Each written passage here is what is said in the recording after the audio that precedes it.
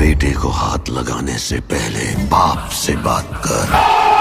जान दे देंगे इसके लिए। भाई सच में यार, हमारा बताए तो हम भाई सिर्फ इस एक कैरेक्टर को देखने के लिए और 10 बार थिएटर जा सकते हैं। क्या बनाया है इस कैरेक्टर को भाई, एक सुपर हीरो की तरह ये कैरेक्टर भी हमको उसका फैन बना दिया। इसका लुक, इसका एटीट्यूड, भाई साहब हाथ में बेल्ट और मुंह में सिगार लिए जब ये दिखता है ना, बवाल भाई। बड़े से बड़े बेटा हीरो, सुपर हीरो भी इसके सामने फीका पड़ जाती है। इतना कूल लगता है कि हम क्या बताए भाई। ये ज्यादा बोलता नहीं है, बकवास करता नहीं है, और जो बोलता है तो स्क्रीन फाड़ देता है। ये तो सिर्फ एक्शन करता है भाई। सच में भाई, इस एक कैरेक्टर के ऊपर और 5 मूवी निकाल दिए तो हम देखने चले जाएंगे। इनका ये स्टाइल बरकरार रहना चाहिए बस। खैर, हम शायद ज्यादा भावनाओं में बह रहे हैं, इसलिए थोड़ा कंट्रोल करते हैं। पहले काम की बात करते हैं, फिर इनके ऊपर आएंगे, ठीक है। अब भाई आगे बढ़ने से पहले हम आपको बताना चाहेंगे, आगे थोड़ा बहुत स्पॉइलर होने के चांस है। तो अगर आपने अभी तक जवान नहीं देखा है तो ये वीडियो को यहीं छोड़ सकते हो और जवान देखकर आने के बाद इसे कंटिन्यू कर सकते हो। स्पॉइलर वार्निंग हो गया, चलो वीडियो को स्टार्ट करते हैं। रेडी।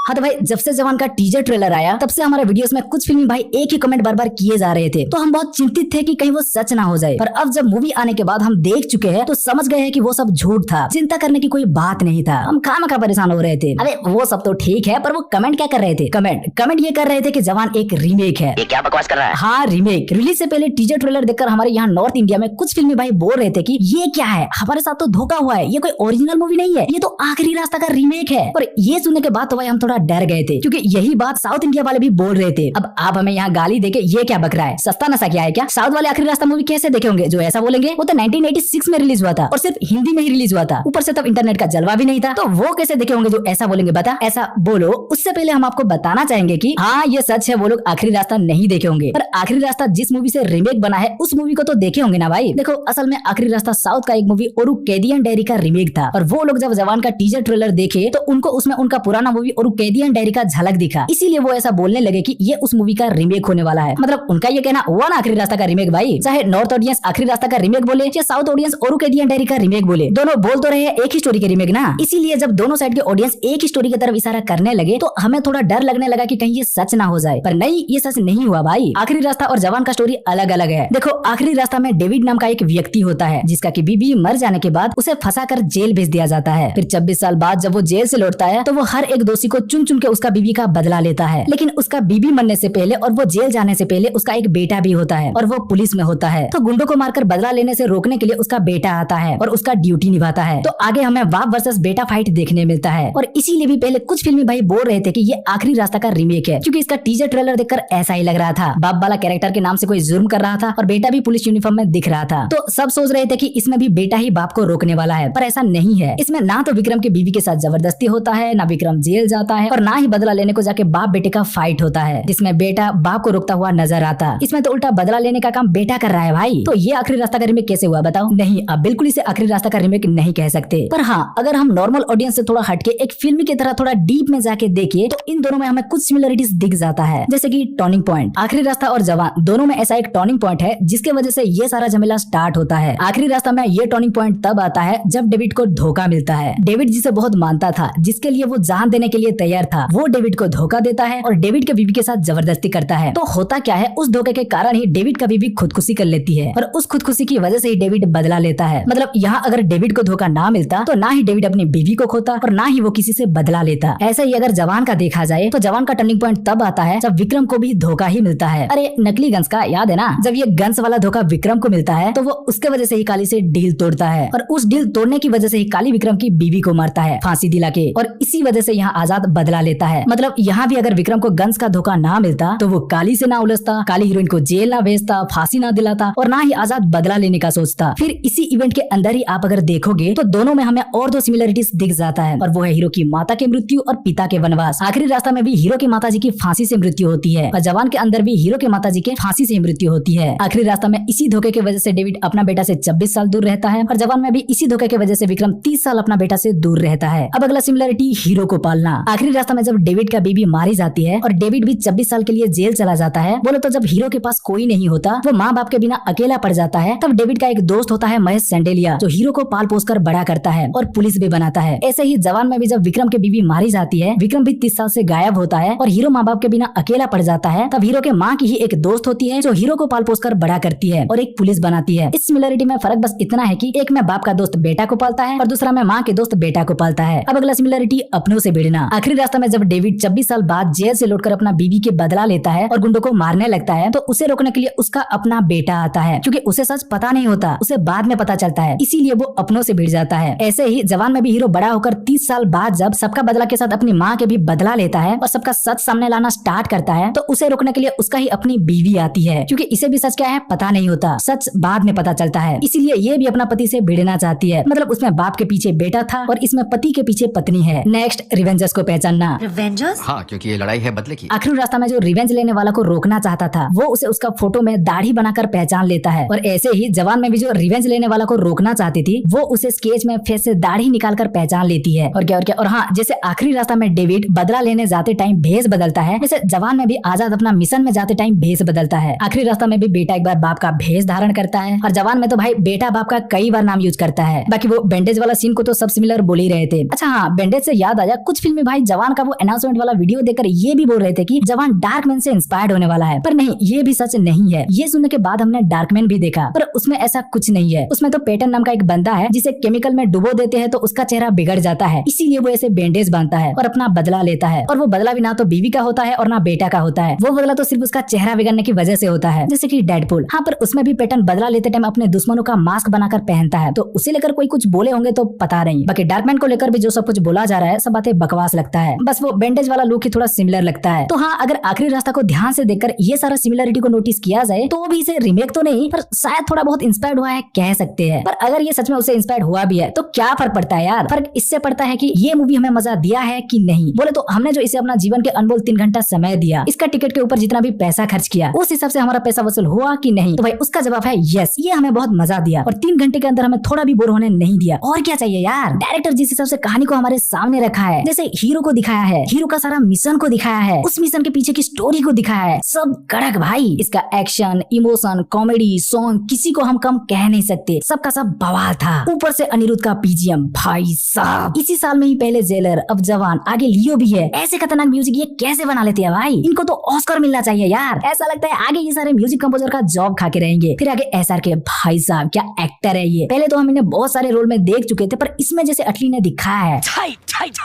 भाई, वैसे तो इसमें इनका 2 रोल है, पर 3 कैरेक्टर निभाते हुए दिखते हैं ये। बाप का कैरेक्टर, बेटे का कैरेक्टर और एक बहरूपिया का कैरेक्टर। तीनों को आप अगर देखोगे तो तीनों का स्टाइल अलग है, तीनों का वर्ताव अलग है और तीनों अलग अलग ढंग से बोलते भी है। मतलब जैसे सच में ये कोई एक बंदा नहीं, 3 अलग अलग बंदा हो। सच में भाई, इसके लिए हम SRK और एटली की जितना भी तारीफ करे कम है। बकरे विजय सेतुपति और सारी टीम तो भाई वो सभी इसमें कमाल कर दिए है। विलन को और थोड़ा डेंजर दिखाया जा सकता था, पर चलता है। फिर इसमें हमें एक कड़क कैमियो देखने मिलता है, जिसका एक डायलॉग थिएटर की सारा ऑडियंस को चिल्लाने को मजबूर कर देता है। बोले तो कुल मिलाकर देखा जाए तो भाई जवान एक बढ़िया फिल्म है। इसे बच्चा, बूढ़ा, जवान, सिंगल हो, फैमिली हो या कट्टर फिल्मी ऑडियंस हो, सारे को इसे बहुत एंजॉय करेंगे। हम तो बोल रहे हैं विक्रम राठौर के ऊपर एक अलग से मूवी बनाओ, देखना उसे भी देखने के लिए ऑडियंस पागल हो जाएंगे। फिर तो ये था जवान का रीमेक वाला मामला को लेकर एक स्पेशल वीडियो। आशा है कि सबका डाउट क्लियर हो गया होगा। फिर भी आपको क्या लगता है, आप इसके ऊपर क्या कहना चाहेंगे, अपना विचार कमेंट में बता सकते हो। हम इस वीडियो को यहीं खत्म करते हैं। तो अगर आपको ये वीडियो अच्छी लगी हो तो वीडियो को लाइक करके अपने दोस्तों के साथ शेयर करो और चैनल को सब्सक्राइब नहीं किया है तो भाई सब्सक्राइब